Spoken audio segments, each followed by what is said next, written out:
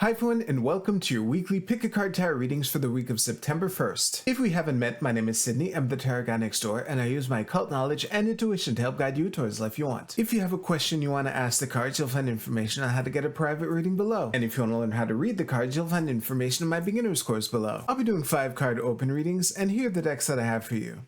We have the Morgan Greer Tarot with Citron, the New Palladini Tarot with Red Jasper, and the Tarot de Marseille with Amethyst. We also have 4 different oracle cards to choose from 4 different decks. So go ahead and pick which tarot deck and which oracle card resonate with you the most. It's fine if you're drawn to more than one. And as always, you can pause this video if you need more time. As always with collective readings, take what resonates with you and leave aside what doesn't. If you want to jump straight to your reading, you'll find timestamps below. And with that, let's go right to the readings. Alright, Group 1, let's see what we have for you for this week.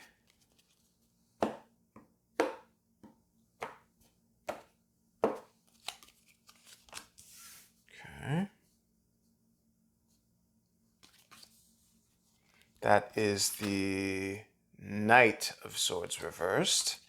Oh yeah, it's not wearing a crown, but still. Wheel of Fortune, that is the Three of Cups reversed, and the Queen of Swords in the middle with the Page of Wands at the bottom of the deck in reverse. Yeah, it is still a bit low. I'll move it up for you a bit. Yeah, that's better for you.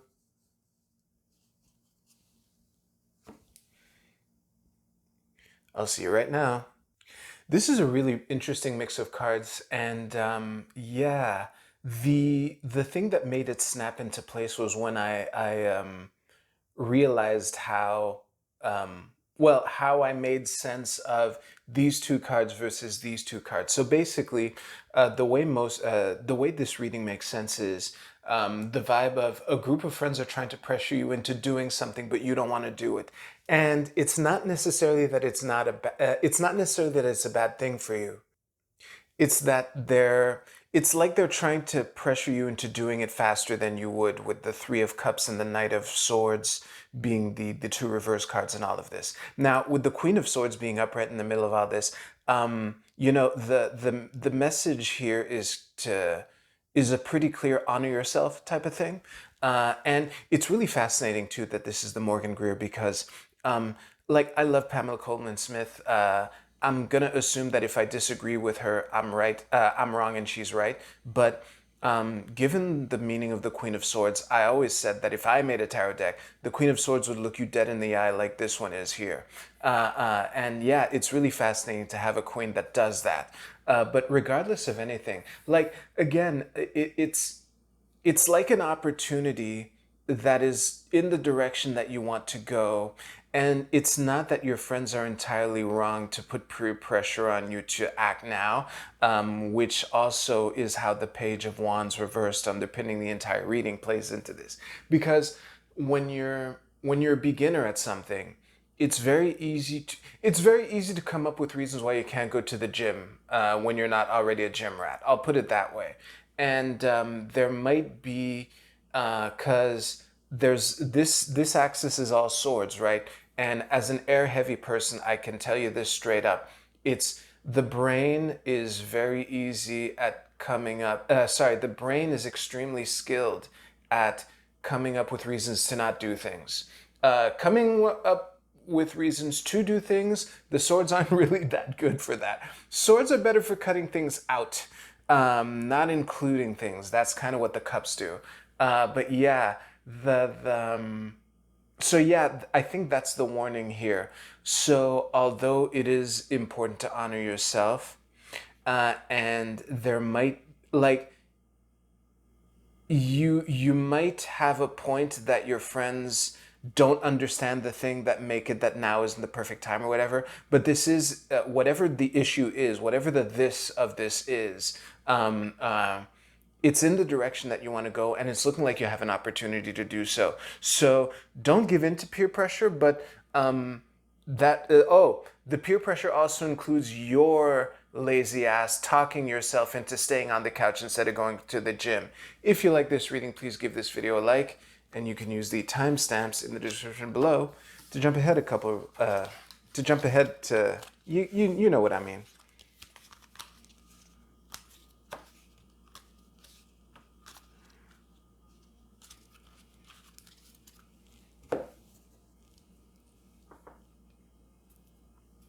All right, group two. Let's see what we have for you for this week. I always feel weird when I pick a red stone for the new Palladini, but whatever. Ooh, I like the Fool. The Fool as a first card gives me hope, let's say. Okay. Okay. Yeah, that is looking good. Okay.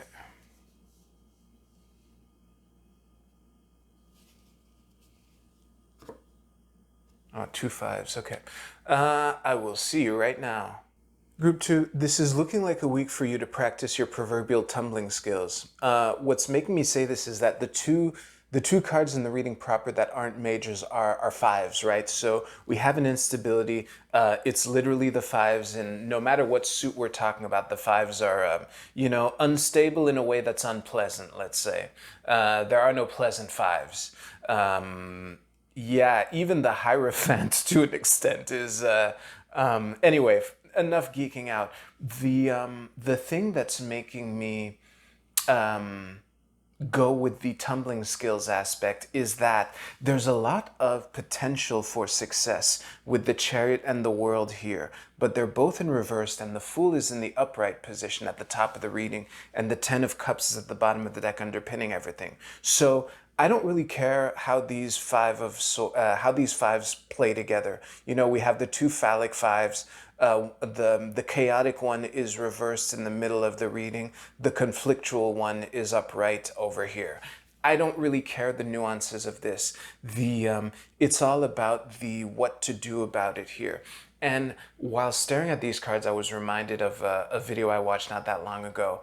There's no point going into what it is. It's very long. The gold that I'm about to just hand you is very short, and it's off topic. But the guy in the video he was a skater basically, and he was talking about how when you learn a trick on a skateboard, when you learn to do tricks on a skateboard, the first thing you do is learn how to fall, because that's all you're going to do over and over and over again as you attempt the trick. That's all you do when you try to learn a new trick in skateboarding is fall. And then that one magic time happens where you don't fall and you land on the skateboard and you skate off instead of falling for the millionth time that you've been falling for the last, while learning this trick or whatever. And I think that's a metaphor for all of this. There may or may not be an opportunity for you to skate off and pull off the trick, but there's a lot of falling, or at least a lot of opportunities to fall.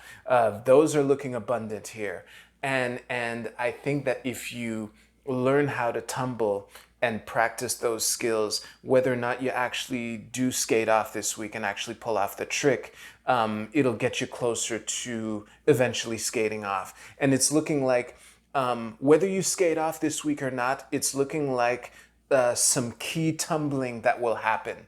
And hopefully you do skate off. If you like this reading, please give this video a like, and you can use the timestamps in the description below to jump ahead to your Oracle card reading. I'll see you there.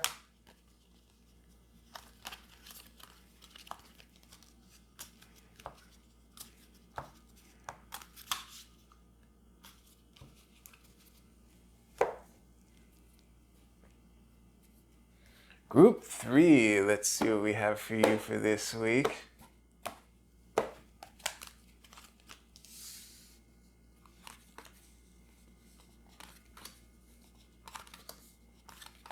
Well, at least it's not a reading with all people. Jeez.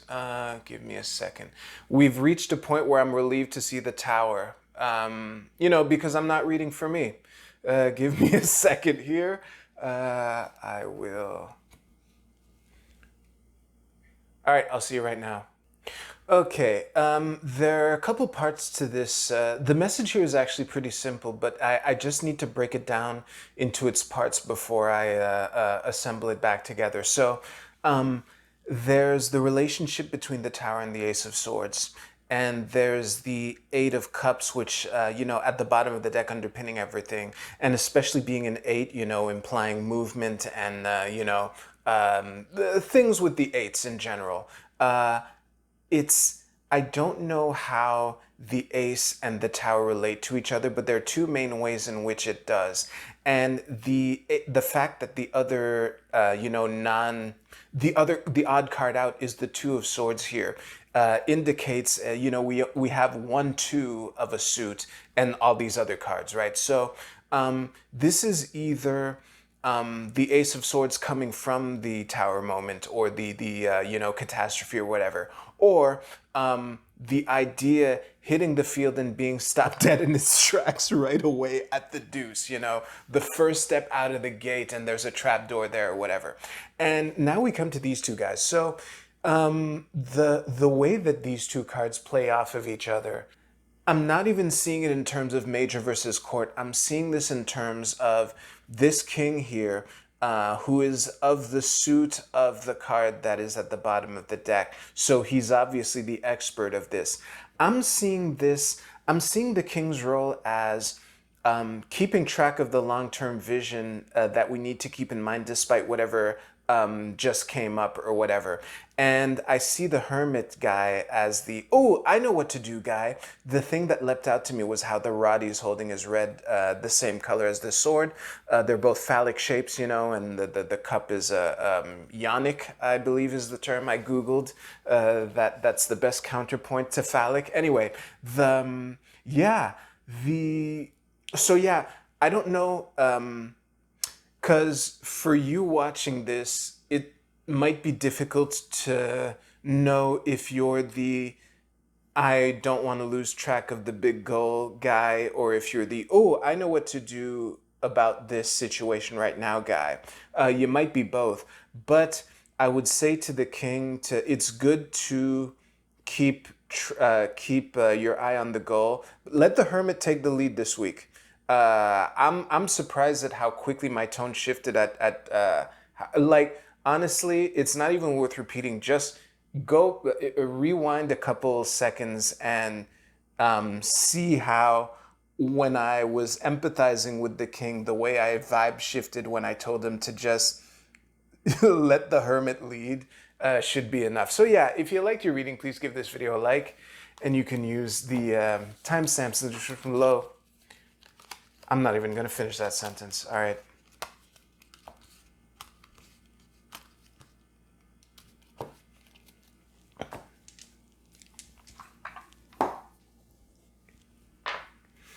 I was expecting the readings for Eclipse Week to be a little crunchier. They definitely had their crunch, but anyway, let's do it. Group A, your card is Decrease. This is I Ching hexagram number 41. Don't panic.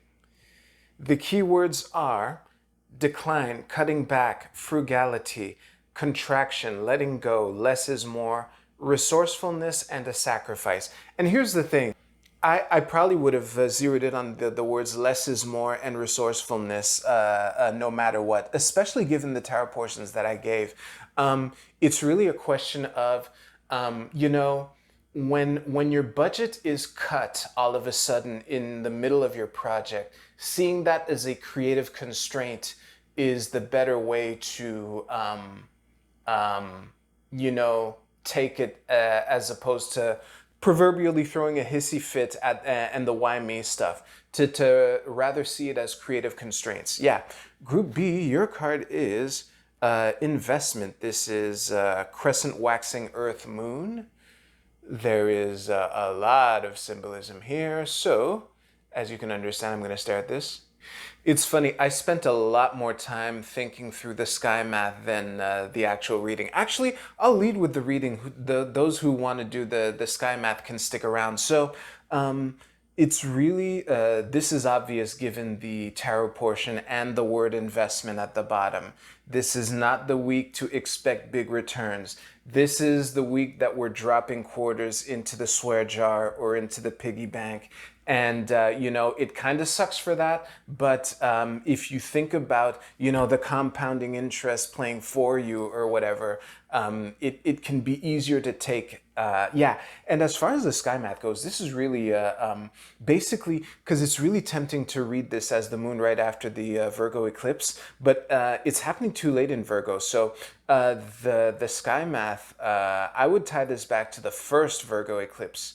The first Virgo new moon, which was not an eclipse. Then the little waxing crescent would have been in Earth, you know, because waxing crescent after the eclipse is going to be in Libra, I anticipate. Anyway, Group C, your card is Hawk Spirit. Let Spirit be your guide. Oh, let go and let God. Listen, this is, I don't know enough about hawks to tie this to the hawk, but given the tarot portions that I gave, one of the tarot readings I literally gave was, you're going to practice your tumbling skills. I gave a whole rant on how learning a new skateboard trick is about falling over and over again until the time that you pull the trick off and skate off. Sorry to repeat myself, Group X, but, you know, take this as an exclamation point, and everyone else needed to hear that. So yeah, Group D, your card is last quarter moon in Aries, work through your feelings.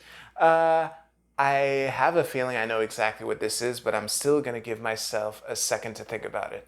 Yeah, it's the old Aries Cancer square that this moon is representing here. But yeah, listen, you're going to have to take it all in stride.